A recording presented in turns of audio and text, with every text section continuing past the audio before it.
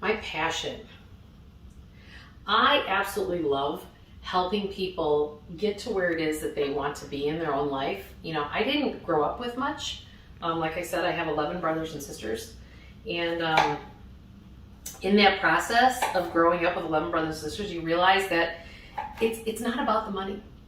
And you never meet anyone on their deathbed that they wish they would have worked more, and they wish they would have spent more time distracted in life on their telephone. No, it's about living. It's about the experiences. And so to me, I'm passionate about not only having those experiences myself, like I love travel, I love being out there, I love impacting people's lives, and just showing people that anything's possible.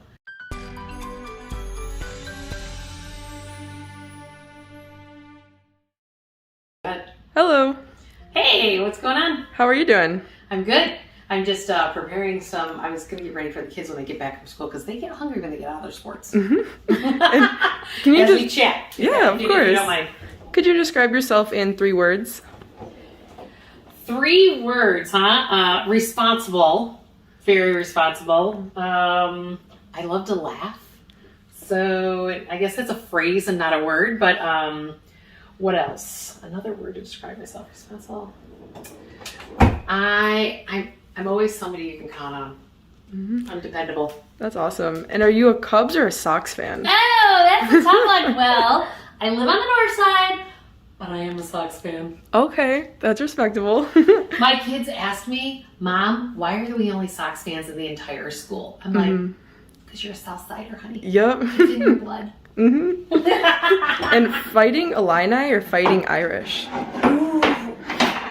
Yes. You can't have me pick between both of those. That's my undergraduate and my graduate degree. I'm an Illini and an Irish fan. I love both. They're both parts of me, and they're different phases of my life. Mm-hmm. So you love them both equally. Yeah, I do. Yeah. And could you walk us through a day in your life? Well, in the middle of my work day, you can see I'm cutting up broccoli. That's a day in my life. So wake up early, have a high school kid now, so we are getting on the metro train at 6:40 a.m. We get on the train, then I come home, get the other ones out of bed, cook breakfast, and then away my day starts after I get them to school by 8:30, and I am so grateful for COVID, and I know a lot of people are gonna be like, what are you talking about? I'm grateful for COVID because of the fact that what happened is it completely transformed my business. Being a financial planner, I would always drive to the office, and I was spending 45 minutes in a commute to the office every day. And the challenge with that is the fact that you lose time. I was doing makeup in the car. I was making too many phone calls while I was driving, and my quality of life has actually super increased with 4 kids, high school and grammar school, running a company, writing 3 books, and being in that sandwich generation where I'm taking care of parents and kids at the same time. Mm-hmm. It's definitely good to look on the brighter side of COVID.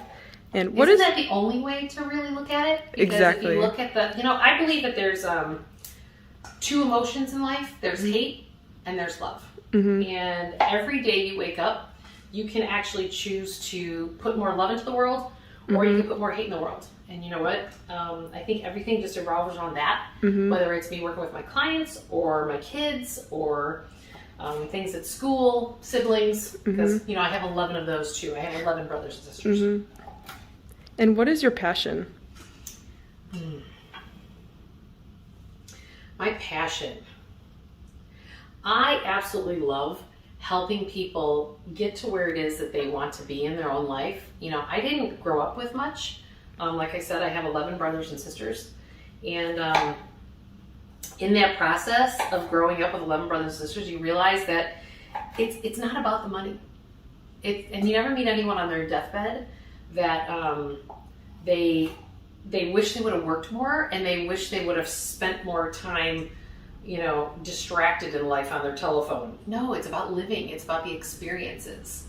And so to me, I'm passionate about not only having those experiences myself, like I love travel, I love being out there, I love impacting people's lives, and just showing people that anything's possible.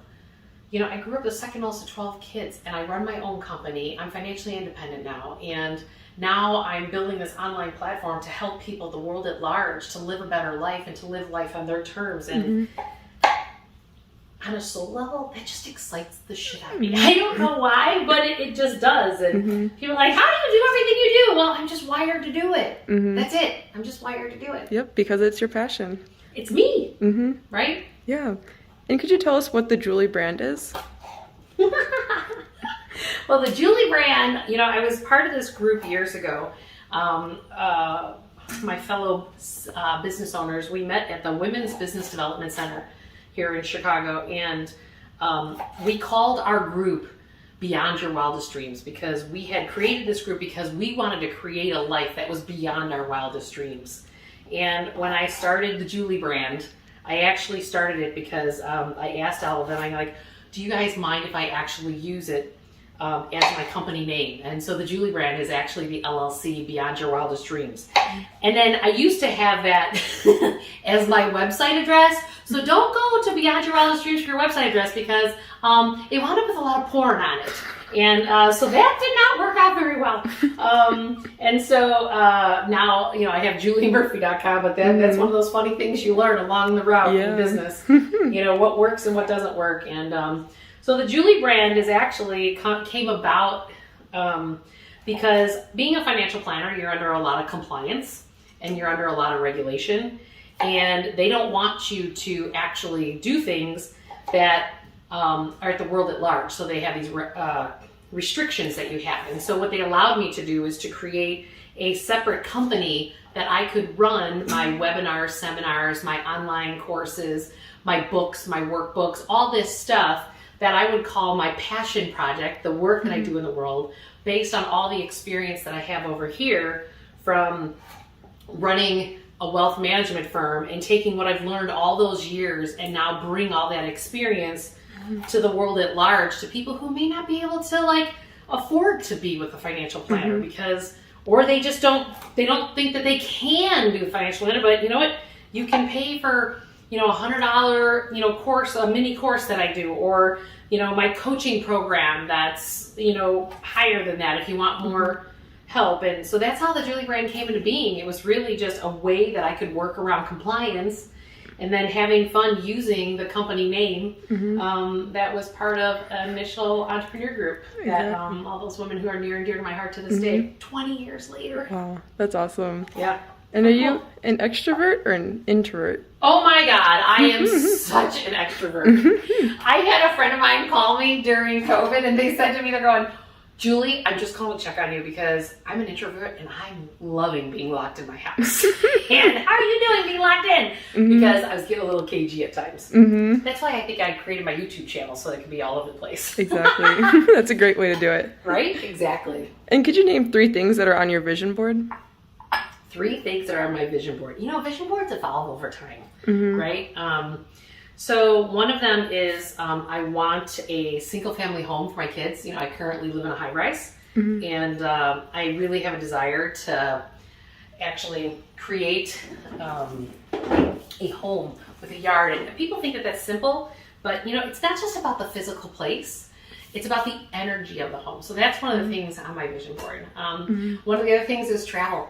I love experiences. You know, I took my kids to Costa Rica last year. That's a big trip to take kids to. And wow, when they found out that they couldn't, like, Mom, can we go get Starbucks today? And I was like, they don't have Starbucks in Costa Rica, or at least not where we were because we were in the jungle. And they were like, what do you mean they don't have Starbucks? Like, the perspective of my kids completely changed. It was beautiful. It was great.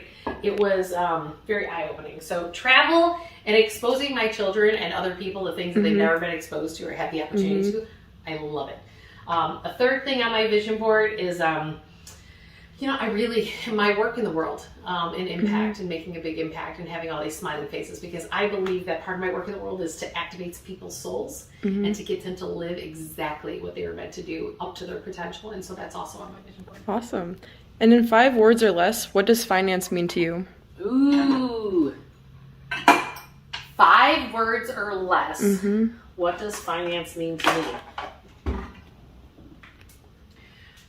Bringing the humanity back to finance. That was 6. Perfect. That's it's okay. because it's your emotion behind money. We have to take the human heart back into how we handle our money. It's imperative because we've missed the boat on that one as an industry. And what do you want to teach people about finance?